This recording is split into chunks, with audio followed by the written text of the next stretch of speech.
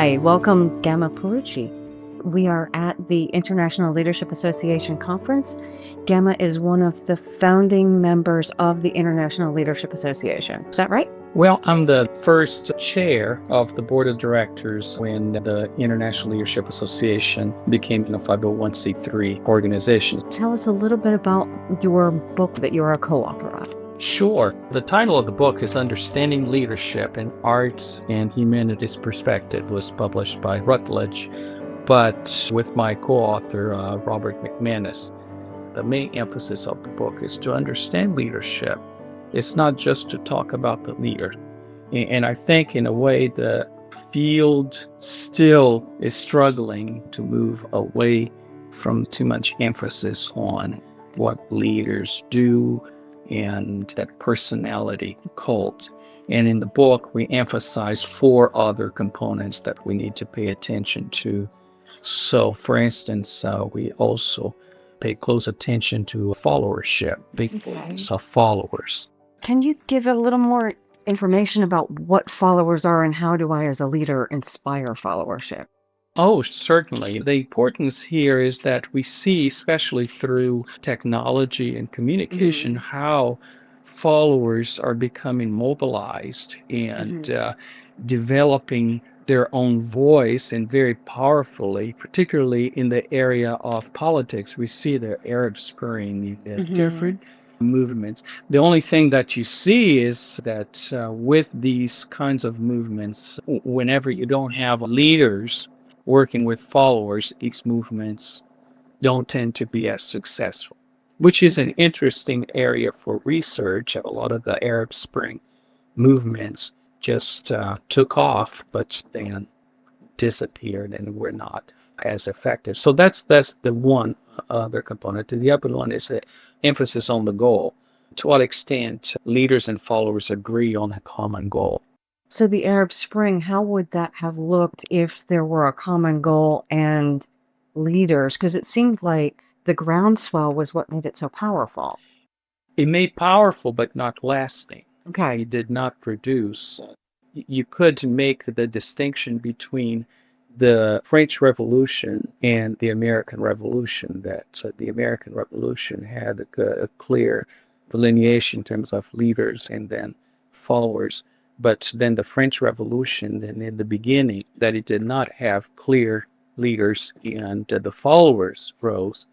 And that is to say that this phenomenon of followership is not new.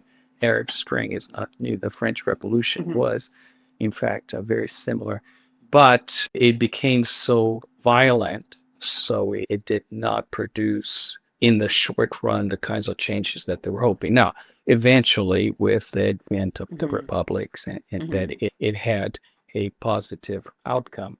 But the third item that we talk about, so you have leaders, followers, goals. A lot of our discussion about leadership today only has these 3 components. They say, well, leaders work with followers and they achieve goals. That's it. And yet this all happens in the context. Exactly. So it is also important to factor in the contextual place where that relationship between leaders and followers take place. It does not take place in a vacuum. So leadership in the Arab Spring would look different than leadership in the French Revolution. Exactly. Well, in all other revolutions to come. This context also defines the kind of leadership style that someone would take on. So, for instance, well, we say that in the new century, that leadership should be more participative, more flat organization, which is fine. But then let's put a different context. The building is on fire. We still need the capacity to do the old out the building, that door, control. that way. Right. So to recognize that. Now, I'm not saying that it should be always command and control. But there's a balance. Exactly. And it's knowing when to use which skill most effectively. And that requires a lot of, for the leader, not just self-awareness, but also awareness of the context. This is one of the areas I think people, when they hear this inclusive leadership, they're afraid that that means that they're not really leading. And what I hear you saying is, in fact, I may lead differently when I'm being inclusive, but I also have to have the capacity to do all types of leadership and know based on the situation which one goes when. Yes, So skills have to be more. exactly. Now, that can be quite challenging for a leader because you may not have all those skill sets. And it may come to that time when you have to delegate, where you say, I do not have the skill set to deal with this kind of context, so somebody else can come in. So either delegation or even co-leadership, right? Yes. Or stepping aside Mhm. and letting somebody else step in and you're not. And yet some leaders are not very excited about that. Exactly. In a way, that's where power, then the issue of power comes in. I think that the challenge for the leadership field is to recognize that it's not one or the other. Again, it's a continuum, and I need to know which, and to your point, some are going to feel more comfortable, but how do I strengthen my capacity across the range and from a leadership development perspective? You said it beautifully. And that is exactly in terms of leadership development, what we should be doing is to enhance and expand that capacity.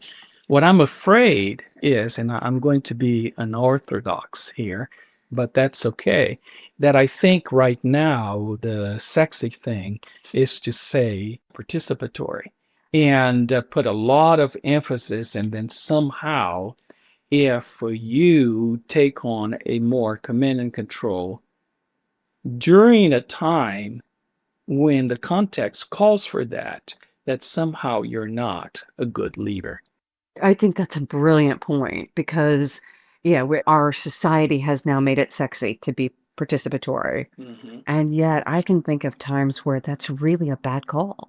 I was working in an organization that was in receivership. This was not the time to get input. This was the time to fix the problem. Yeah. And that took very decisive and unpopular action because otherwise the enterprise would be no longer. And then no one gets the benefit of anything. Exactly, exactly. So now the fifth component. So we talked about leaders working together with followers toward moving toward goals in a context. But then a circle around all of that is the cultural context. So it's not just the environmental or the organizational context, but there are certain values and norms that guide that relationship. So when you talk about values and norms, I know what those words mean. Are you talking about the organization's culture, the societal culture, my industry's culture, No. global culture? Well, you have the societal culture in terms of the way that a society holds certain collective norms. But then you also have the global dynamic where different societies have different norms. Now, what's so challenging for leadership today with globalization is that now you have leaders and followers who may have different values, but they still have to work together. Most likely do. Exactly. Either the leader being on one continent and followers being global, Exactly. or different ages. Lots of variations where I might have different values than the person walking Exactly. next to me. So, for instance, this is a personal story that I was born and grew up in Brazil. I grew up in this American Southern Baptist community. They had developed this seminary. My parents, who were Brazilian, they taught in that seminary. And so, growing up as a kid, I would play with the American missionaries' kids. But when the parents, the missionaries, would not allow the Brazilian kids to go in their homes. So when the kids, if we had something, and said, "Oh, the missionary kid had, oh, I have a toy that I want to get for us to play," so we would come in. I would have to stand at the door. Why? That always puzzled me, and I never. Two possibilities. One is trust, lack of trust. They thought, okay, these kids, can I trust them to come in? Are they going to steal something? Or are they beneath that they cannot go in because this is their. Neither one of those are positive. No. How did that impact you? And I know we're talking about global culture, and yet here's an artifact of something that you're still telling it more than 5 years later, means you've Way this more for than 5 years later. But I think I carry this with me as an example of how, when different cultures collide, you have all kinds of dynamic of power, the impact that it has on different people. I'm just imagining a totally different story. Okay. You come to my front door. I hadn't been expecting a guest. I don't invite you in because my crazy uncle's in the back room and he has Alzheimer's and may not be dressed. It has nothing to do with discounting you. Oh, okay. So it's also curious that something happens and we make sense of it based on our view of the world. And we carry that forward and it extends. So maybe we need to put another circle around the others, the role of perception. No, I mentioned the example just to illustrate that now more and more we have to deal with that component of cross-cultural literacy, competencies. But there's also another one that I call the global leader. And that's a leader who is not necessarily representing a single culture, but it's a leader who can transcend. So someone who is comfortable in many different cultures. Okay, so I'm curious because I was a co-author on a global leader book, and I think what you're saying is different than what we talked about, and it seems very exciting to me. So we talked about a leader who hails from a country, so from the US, and then I go learn about these other cultures. Yes. Are you talking about someone who identifies as cross-cultural more than American or Brazilian or European?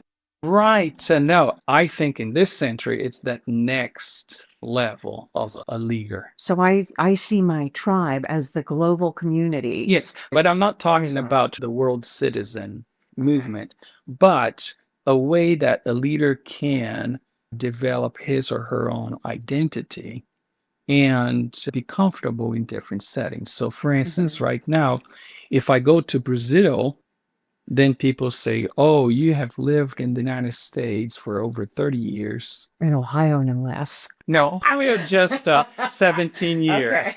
But no, it's Texas, Florida, Alabama. So You haven't done New York and California. And I know I need to go out west. But when I go back to Brazil, they say, oh, you're an American. But when I'm here, then people say, oh, you're Brazilian. So my tendency is to say, well, I'm Gama. I've worked globally, but my residence has been predominantly in the US, so I haven't worked as an expat. How, if I don't reside in a country other than where I grew up, do I develop that capability? I mean, you've had the opportunity to really develop a dual citizenship in your essence. Exactly. You don't go to school and you take a class. I teach a class. Nobody walks out feeling like they're a global leader. Hopefully they are more global, but 7 weeks, not enough to do what took you 30 years to do. Exactly. No, you develop that over time. You also have that opportunity to pick up pieces here and there. So in terms of my family history, so the last name is Perruci. So an Italian family. But my brother, he lives in France. He's an Italian citizen, but I have family in Brazil. So it's the way that you just weave that different. And So multi-continental. exactly. Okay. Now, and just to add one more point about what I find exciting about the International Leadership Association, to kind of bring us all back to the ILA, is that it gives you that space for all of these different leaders to come together Mhm. and share these stories, share these experiences. If one of our listeners is interested in becoming more global, so we have listeners from 66 countries and they can't all get to Atlanta or Brussels or Barcelona, what's the next first step? I'd like to turn this around and say you don't have a choice. It's not a question of saying, how do I become more global? We are becoming more global. Individuals, Okay. we don't have a choice. I think globalization is just shrinking the world to such an extent that even in Marietta, I see that. Now, there's nobody else there from Brazil that I've met, but there is cultural richness, different people who are exposed to all kinds of different cultural norms. It's a small town of 14,000, great town in Ohio, but I feel at home. We do have people who are just rejecting globalization. Oh, sure. And so Sure. I'm wanting to speak to that idea that to be a healthy economic system, no matter which continent one resides within, it's important to acknowledge that we are part of a global economic structure. Oh, definitely. And as we're leading, the enterprises we lead will be much more successful if we embrace that global identity rather than rejecting it. Especially for a simply utilitarian purpose that you reach more customers and it's a wider market. But there are some leaders who try to take advantage of some of these fears and make a name for himself or herself to stoke that kind of fear in people. And I'm wanting to respond to that in a non-political way, very respectfully. When we offshore jobs, people do lose their jobs here. I mean, that's a reality. Well, they may lose one kind of job, but they may gain another kind of job. And in fact, in Ohio, where we both reside, we have a huge market where companies like Honda manufacture. So we do have a lot of jobs created because of globalization. It's not that everyone's been outsourced and we're left with a donut in the middle. Exactly. But I guess I'm speaking to people who may be concerned that as we globalize, they could lose. Oh, sure. No. And I don't mean to minimize that. If you are 50 years old and then you lose your job, what are the chances of going back to school and getting the retraining? It is very scary. Especially when you want to support your family and Exactly. do yourself. Exactly. No, and I don't want to minimize that, but at the same time, you don't hold back industries simply because you're trying to protect.